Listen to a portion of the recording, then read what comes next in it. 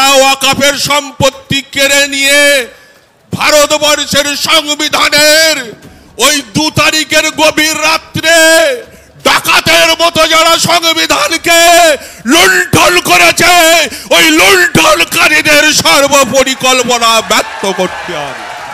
এই বাজে বজ্জাত কুকুর সে হাঁড়ি খেতে আসবে, একটু আমাদের নড়াচড়া করে কিছু যদি না হয়, কিছু যদি না পারি, সবাই মিলে একটা আজোড়া হুড়কো নিয়ে আমাদের গলি পথ আটকাবো।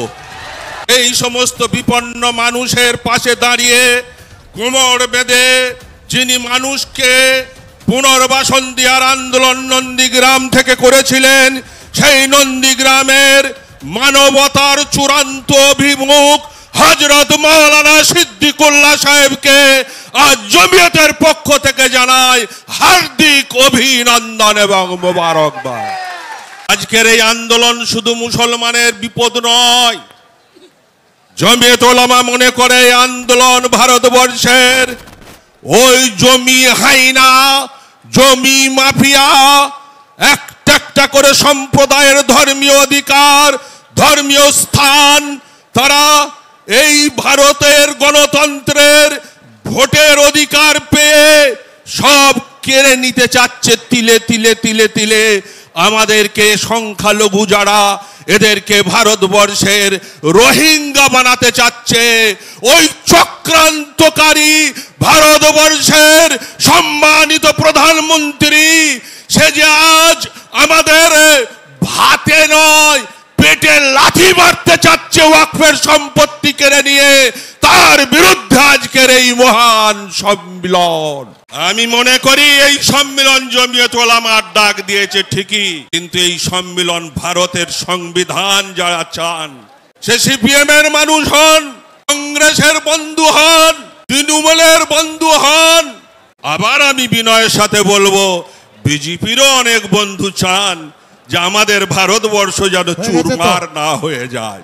যারা চান আজকের সম্মেলনের আহ্বান, আসুন সিপিএম এর বন্ধুরা, আসুন কংগ্রেসের বন্ধুরা, আসুন তৃণমূলের বন্ধুরা, আসুন সংবিধানের পক্ষে যারা আছেন বিজেপির বন্ধুরা, একজোট হয়ে যারা ওয়াকফের সম্পত্তি কেড়ে নিয়ে ভারতবর্ষের সংবিধানের ওই 2 তারিখের গভীর রাত্রে ডাকাতের মতো যারা সংবিধানকে লুণ্ঠন করেছে, ওই লুণ্ঠনকারীদের সর্বপরিকল্পনা ব্যর্থ করতে হবে। আমাদের সম্মানিত সভাপতি বলছেন আপনি চুপ করুন, এই বলি আমার বক্তব্য শেষ করছি। তবে একটা কথা, সমর্থনটা করলেন না তো? ও সমর্থনটা, তবে একটা কথা আমাকে বলতেই হয়, হুজুর ক্ষমা করবেন, এই মঞ্চে আমার সরদার ভাইরা এসেছেন, আসবেন, খ্রিস্টান ভাইরা এসেছেন, আসবেন।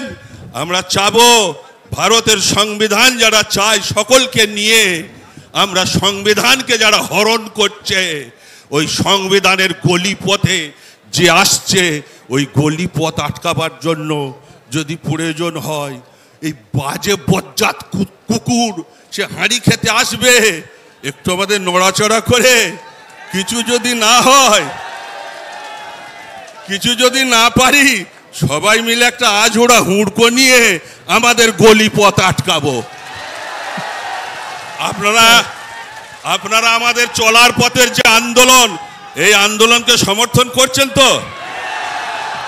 আমরা জেলায় জেলায় আন্দোলন শুরু করব।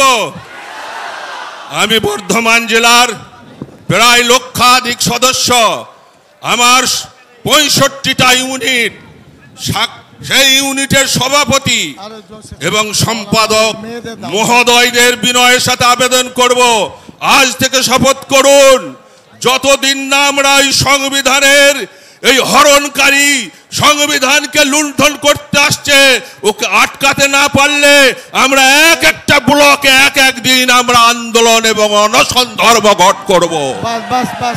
এই বলি আমার বক্তব্য শেষ। আবার সমর্থন না বলে বক্তব্য। আচ্ছা ঠিক আছে।